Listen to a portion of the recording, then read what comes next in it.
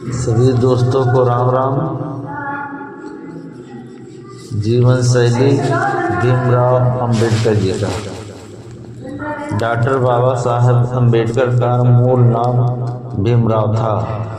उनके पिता श्री राम जी वल्द मालोजी सकपाल महू में ही मेजर सूबेदार के पद पर एक सैनिक अधिकारी थे।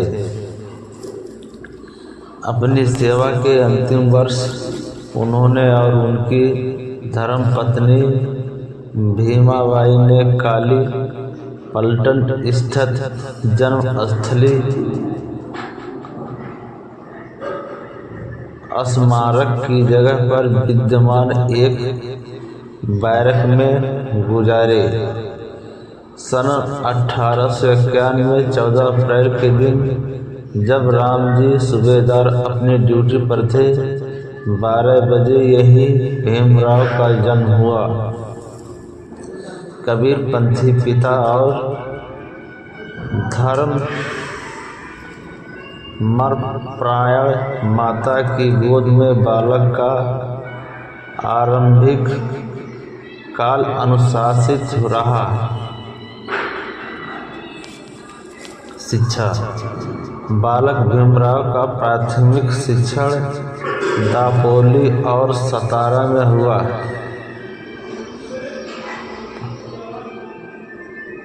बम्बई के अल्फिंस्टन स्कूल से वह 1907 में मैट्रिक की परीक्षा पास की। इस अवसर पर एक अभिनंदन समारोह आयोजित किया गया और उसमें भेंट स्वरूप उनके शिक्षक श्री कृष्णाजी अर्जुन कैलाशकर ने स्वलिखित पुस्तक बुद्ध चरित उन्हें प्रदान की। बड़ौदा नरेश सयाजीराव गायकवाड़ की फेलोशिप पाकर भीमराव ने 1912 में मुंबई विश्वविद्यालय से स्नातक परीक्षा पास की। संस्कृत पढ़ने पर मनाही होने से वह फारसी लेकर उत्तीर्ण हुए। अमेरिका के कोलंबिया विश्वविद्यालय बीए के बाद एमए के अध्ययन हेतु बड़ौदा नरेश सयाजी गायकवाड़ की पुनः फेलोशिप पाकर वह अमेरिका के कोलंबिया विश्वविद्यालय में दाखिल हुए। सन 1915 में उन्होंने स्नातकोत्तर उपाधि की परीक्षा पास की। इस हेतु उन्होंने अपना शोध प्राचीन भारत का वाणिज्य लिखा था। उसके बाद 1916 में कोलंबिया विश्वविद्यालय अमेरिका से ही उन्होंने पीएचडी की उपाधि प्राप्त की। उनके पीएचडी शोध का विषय था ब्रिटेन भारत में प्रांतीय पित्त का केंद्रीकरण। London school of economics and political science fellowship समाप्त होने पर उन्हें भारत लौटना था। अंत वे ब्रिटेन होते हुए लौट रहे थे। उन्होंने वहां London school of economics and political science में एमएससी और डीएससी और विध संस्थान में बार अटला की उपाधि हेतु स्वयं को पंजीकृत किया और भारत लौटे। सबसे पहले छात्रवृत्ति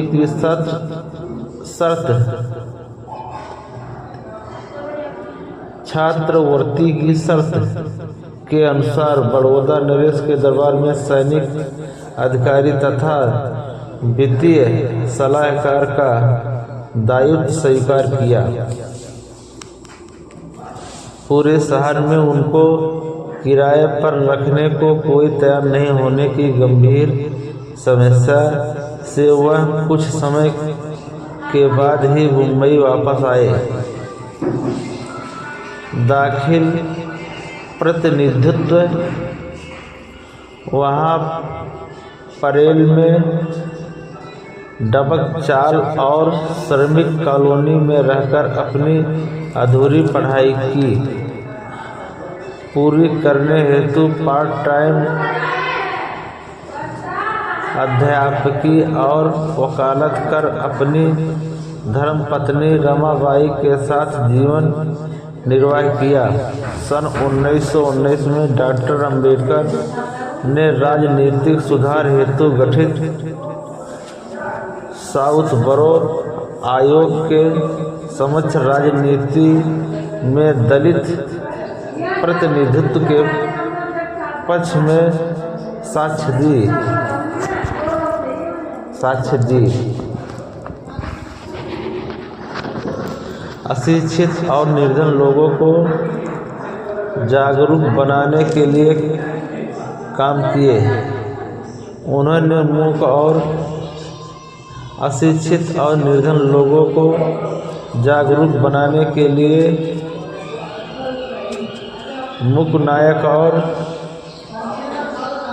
भविष्यकृत भारत साप्ताहिक छत्रकाय संपादित की और अपनी अधूरी पढ़ाई पूरी करने के लिए वह लंदन और जर्मनी जाकर वहां से MSc और बैरिस्टर की उपाधियां प्राप्त की। उनके MSc का शोध विषय साम्राज्य वित्त के प्राप्तीय केंद्रीकरण का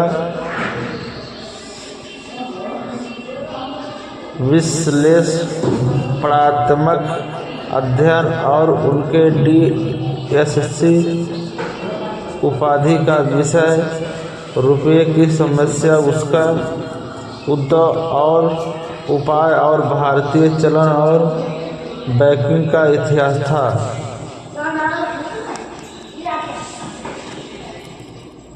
DA लिट की मानद उपाधियों से सम्मानित बाबा साहब डॉक्टर अंबेडकर को कोलंबिया विश्वविद्यालय ने LLD और उस्मानिया विश्वविद्यालय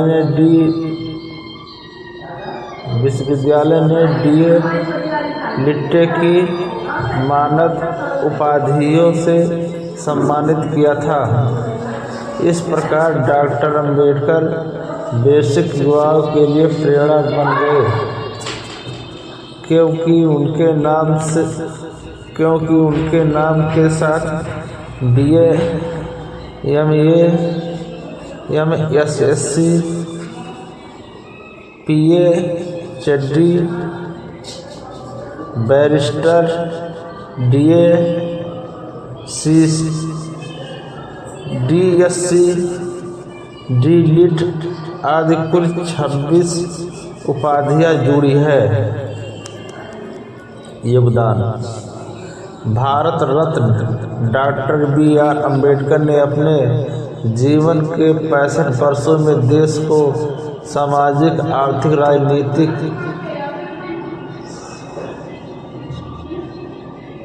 शैक्षणिक, धार्मिक, ऐतिहासिक, सांस्कृतिक, साहित्यिक,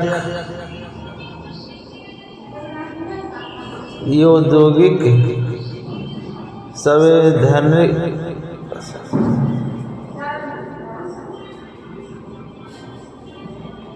संवैधानिक इत्यादि विभिन्न क्षेत्रों में अनगिनत कार्य करके राष्ट्र निर्माण में महत्वपूर्ण योगदान दिया।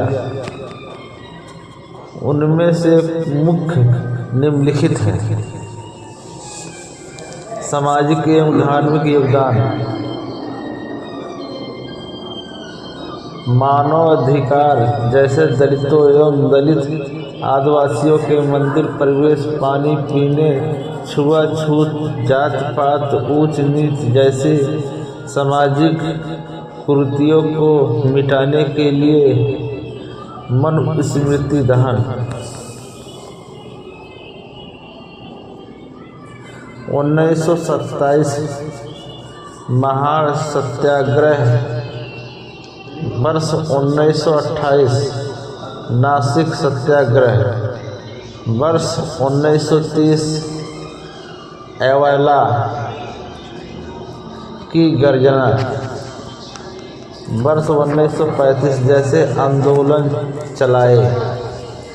बेजुबान, शोषित और अशिक्षित लोगों को जगाने के लिए वर्ष 1927 से 1956 के दौरान मुख्य नायक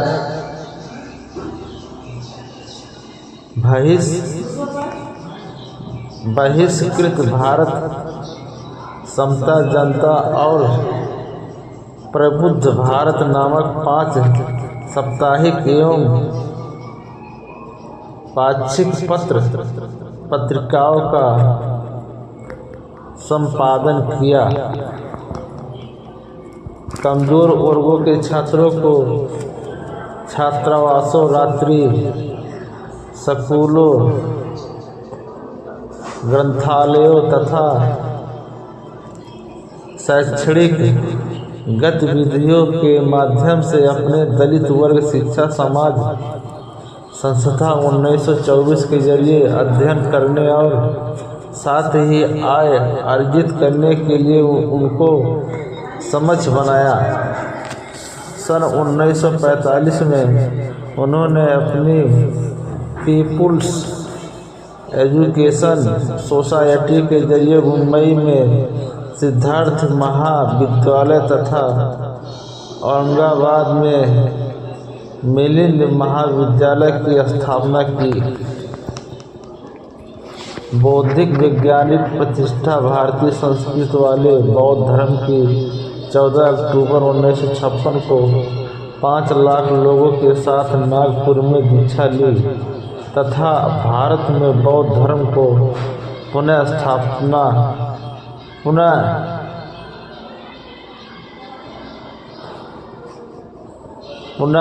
स्थापित कर अपने अंतिम ग्रंथ द बुद्धा एंड हिज धम्मा के द्वारा निरंतर वृद्धि का मार्ग प्रशस्त किया। जात पात तोड़क मंडल। वर्ष 1937 लाहौर के अधिवेशन के लिए तैयार अपने अभिभाषण को जात भेद निर्मूलन नामक उनके ग्रंथ ने भारतीय समाज को धर्म ग्रंथों में व्यापक मिथ्या अंधविश्वास एवं अंधश्रद्धा से मुक्ति दिलाने का कार्य किया। हिंदू विधेयक संहिता के जरिए महिलाओं को तलाक, संपत्ति में उत्तराधिकारी आदि का प्रावधान कर उसके कार्यान्वयन के लिए वह जीवन पर्याप्त संघर्ष करते रहे। आर्थिक, वित्तीय और प्रशासनिक योगदान। भारत में रिजर्व बैंक ऑफ इंडिया की स्थापना डॉक्टर अम्बेडकर द्वारा लिखित शोध ग्रंथ रुपये की समस्या, उसका उद्भव तथा उपाय और भारतीय चलन व बैंकिंग का इतिहास ग्रंथों और हिल्डन यंग कमीशन के समक्ष उनकी साक्ष्य के आधार पर 1935 से हुई उनके दूसरे शोध ग्रंथ ब्रिटेन भारत में प्रांतीय वित्त का विकास के आधार पर देश में वित्त आयोग की स्थापना हुई। कृषि में सहकारी खेती के द्वारा पैदावार बढ़ाना, सतत विद्युत और जल आपूर्ति करने का उपाय बताया।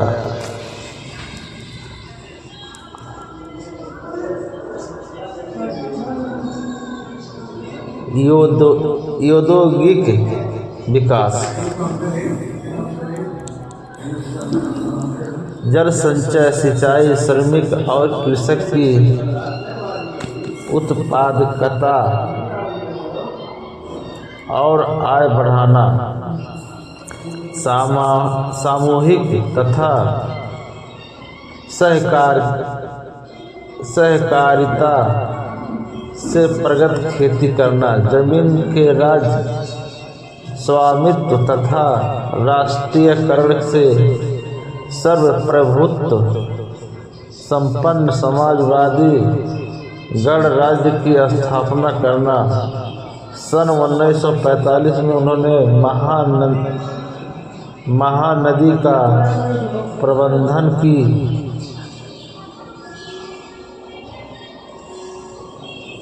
बहुउद्देशीय उपयुक्तता को परखकर देश के लिए जल नीति तथा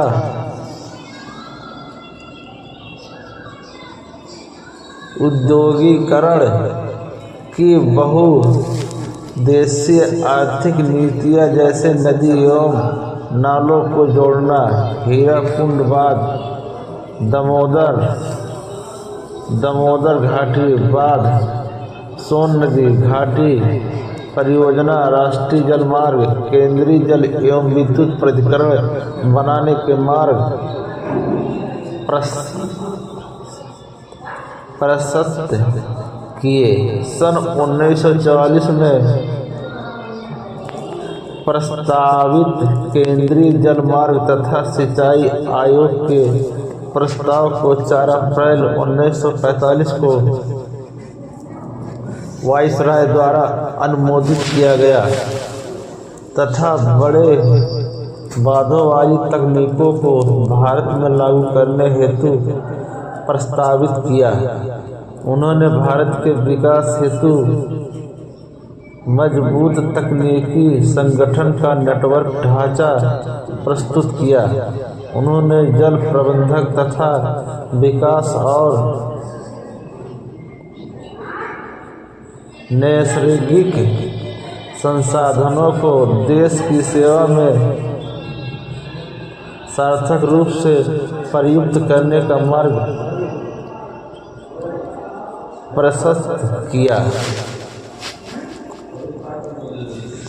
संविधान तथा राष्ट्र निर्माण, उन्होंने समता, समानता, बंधुता एवं मानवता आधारित भारतीय संविधान को 2 वर्ष 11 महीने और 17 दिन के कठिन परिश्रम से तैयार कर 26 नवंबर 1949 को तत्कालीन राष्ट्रपति डॉक्टर राजेंद्र प्रसाद को सौंपकर देश के समस्त नागरिकों को राष्ट्रीय एकता, अखंडता और व्यक्ति की गरिमा की जीवन पद्धति से भारतीय संस्कृति को अभिभूत किया। वर्ष 1951 में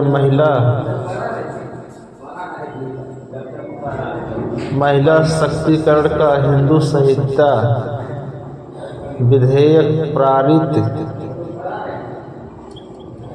विधेयक पारित करवाने में प्रयास किया और पारित न होने पर स्वतंत्र भारत के प्रथम कानून मंत्री के पद से इस्तीफा दिया। वर्ष 1955 में अपना ग्रंथ भाषाई राज्यों पर विचार प्रकाशित कर आंध्र प्रदेश, मध्य प्रदेश, बिहार, उत्तर प्रदेश और महाराष्ट्र को छोटे छोटे और प्रबंधक योग्य राज्यों में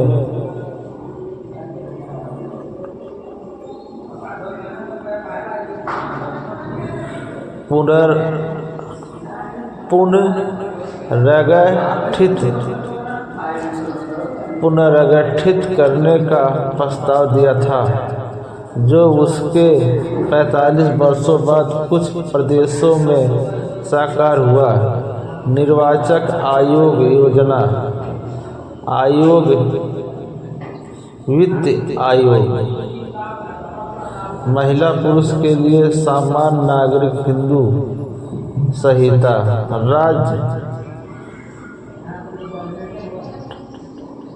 राज्य पुनर्गठन, बड़े आकार के राज्यों को छोटे आकार में संगठित करना, राज्य के नीति निर्देशक तत्व, मौलिक अधिकार,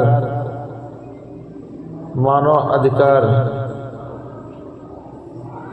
कंप्ट्रोलर व ऑडिटर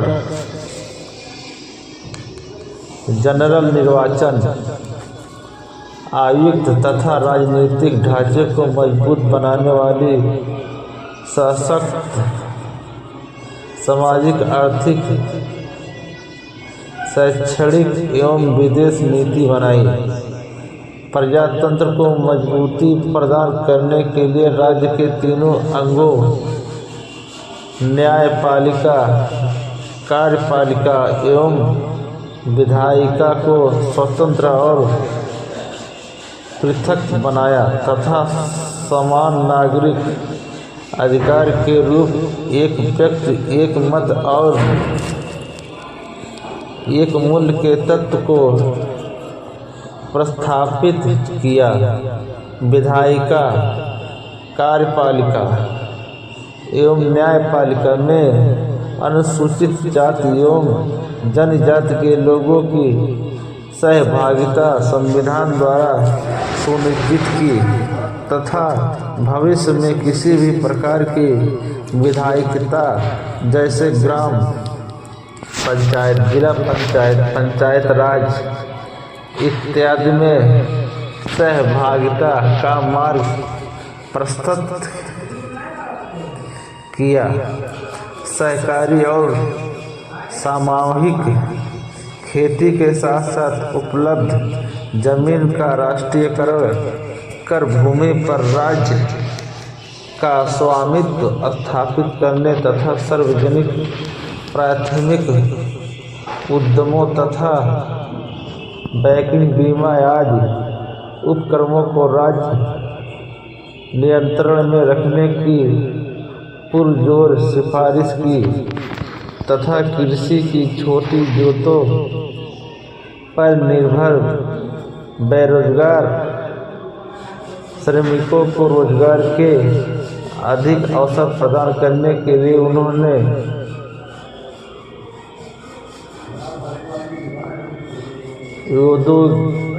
औद्योगिकीकरण की सिफारिश की। शिक्षा, सामाजिक सुरक्षा एवं श्रम कल्याण।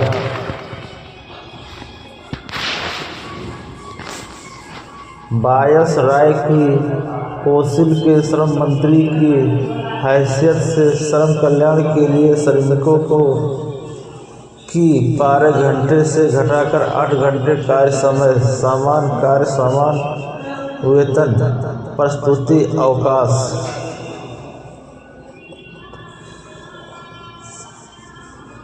संवैतनिक अवकाश, कर्मचारी राज्य बीमा योजना, स्वास्थ्य सुरक्षा, कर्मचारी भविष्य निधि अधिनियम 1952 बनाना, मजदूरों एवं कमजोर वर्ग के हितों के लिए तथा सीधे सत्ता में भागीदारी के लिए स्वतंत्र मजदूर पार्टी का गठन कर 1937 के मुंबई प्रेसिडेंसी चुनाव में 17 में से उन्होंने 15 सीटें जीती। कर्मचारी राज्य बीमा के तहत स्वास्थ्य अवकाश, अपंग सहायता, कार्य करते समय आकस्मिक घटना से हुए नुकसान की भरपाई करने और अन्य अनेक सुरक्षात्मक सुविधाओं को श्रम कल्याण में शामिल किया। कर्मचारियों को दैनिक भत्ता, अनियमित कर्मचारियों को अवकाश की सुविधा, कर्मचारियों के वेतन श्रेणी की समीक्षा, भविष्य निधि, कोयला खदान तथा माइका खनन में कार्यरत कर्मियों को सुरक्षा संशोधन विधेयक सन 1944 में पारित करने में उन्होंने महत्वपूर्ण भूमिका निभाई। सन 1946 में उन्होंने निवास, जल आपूर्ति, शिक्षा, मनोरंजन, सहकारी प्रबंधन आदि से श्रम कल्याण नीति की नींव डाली तथा भारतीय श्रम सम्मेलन की शुरुआत की, जो अभी निरंतर जारी है, जिसमें प्रतिवर्ष मजदूरों के ज्वलंत मुद्दों पर प्रधानमंत्री की उपस्थिति में चर्चा होती है और उसके निराकरण के लिए प्रयास किए जाते हैं। श्रम कल्याण निधि के क्रियान्वयन हेतु सलाहकार समिति बनाकर उसे जनवरी 1944 में अंजाम दिया। भारतीय सांख्यिकी अधिनियम पारित कराया ताकि श्रम की दशा, दैनिक मजदूरी, आय के अन्य स्रोत, मुद्रास्फीति, ऋण, आवास, रोजगार, जमा पूंजी तथा अन्य निधि व श्रम विवाद से संबंधित नियम संभव कर दिया। नवंबर 8, 1943 को उन्होंने 1926 के लंबित भारतीय श्रमिक अधिनियम को सक्रिय बनाकर उसके तहत भारतीय श्रमिक संशोधन विधेयक प्रस्तावित किया और श्रमिक संघ को सख्ती से लागू कर दिया। स्वास्थ्य बीमा योजना, भविष्य निधि अधिनियम, कारखाना संशोधन अधिनियम, श्रमिक विवाद अधिनियम, न्यूनतम मजदूरी अधिनियम और विधिक हड़ताल के अधिनियमों को श्रमिकों के कल्याणार्थ निर्माण कराया। जय श्री कृष्णा। वीडियो को ज़्यादा से ज़्यादा शेयर करें और लाइक सब्सक्राइब कमेंट जरूर करें और बताएं वीडियो कहाँ से देखें। जय श्री कृष्ण। क्योंकि हमारे यही मेहनत का फल है दोस्तों।